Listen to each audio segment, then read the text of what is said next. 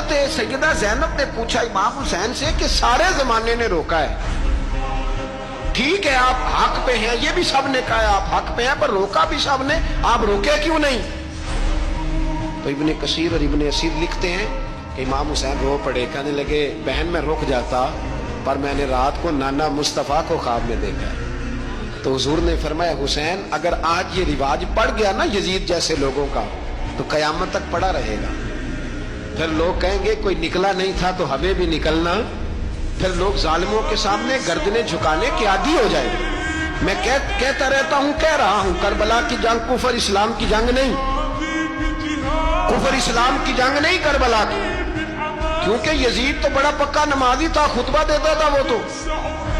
جب امام حسین رضی اللہ تعالیٰ عنہ نے کربلا کے میدان میں جمعے کا دن تھا تو یزید کے سامنے کو بات کرنی شروع کی عمر بن سعد کے سامنے، تو عمر بن سعد کہنے لگا حسین زیادہ باتیں نہ کر، ہمارا جمعہ لیٹ ہو رہا ہے، جنگ کے لیے تیار ہو، فٹافٹ آ، اہل بیت نبوت کو قتل کریں گے اور قتل کے بعد پھر نماز پڑھیں گے اور پھر کہیں گے اللہم صلی علی محمد وعلی آل محمد، اسی نماز میں پھر درود بھی پڑھیں گے۔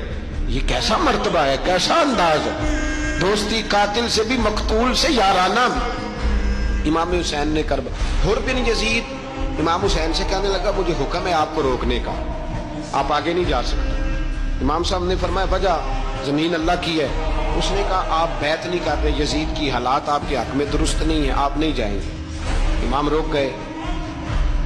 ظہر کی نماز کا وقت ہوا تو حضرت علی اکبر امام حسین کے بڑے صاحبزادے انہوں نے اذان ظہر پڑھی تو حر بن یزید کے لشکر نے امام حسین کے پیچھے نماز ادا کی۔ کہا بھئی تم مقابلے میں آئے ہو نماز پیچھے پڑھتے ہو؟ کہا حضور مقابلہ تو تلواروں سے کر رہے ہیں پر ہمارا دل تو مانتا ہے نا کہ مصطفیٰ کا نواسہ بڑی شان والا ہے۔ حر بن یزید نے 3 نمازیں لشکر سمیت امام حسین کے پیچھے پڑھی ہیں، 3 نمازیں، ظہر اثر اور مغرب۔ پھر امام حسین کے سامنے شرائط پیش کی کہ آپ کو یہاں گھیر لیا گیا ہے، یہاں آپ بیعت کریں گے، یہاں جنگ کریں گے، 2 ہی باتیں۔ امام حسین نے فرمایا نہیں بھائی بیعت تو میں نہیں کرتا، اس کے علاوہ تم جو کہتے ہو میں کرنے کو تیار ہوں۔ اس نے خط لکھا، عبید اللہ ابن زیاد کو ایک بندہ دوڑایا پیچھے کوفے، چند میل پہ کوفہ تھا، کہا وہ نہیں مان رہے، کیا کرنا؟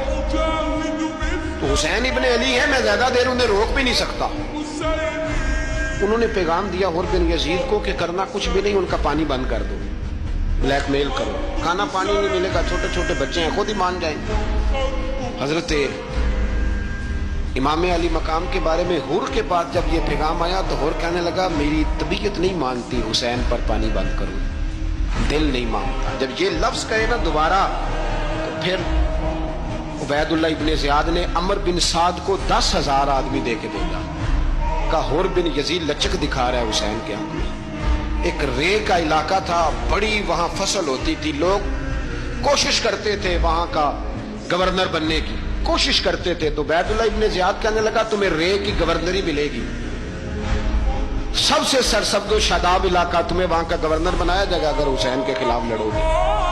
یہ اتنی زبردست ہوتی ہیں گورنریاں کہ گورنریوں کے لیے لوگ نسل رسول کے خلاف بھی نکل آتے ہیں، یہ اتنی تگڑی ہوتی ہیں، اتنی جلدی وفاداریاں بدلتی ہیں۔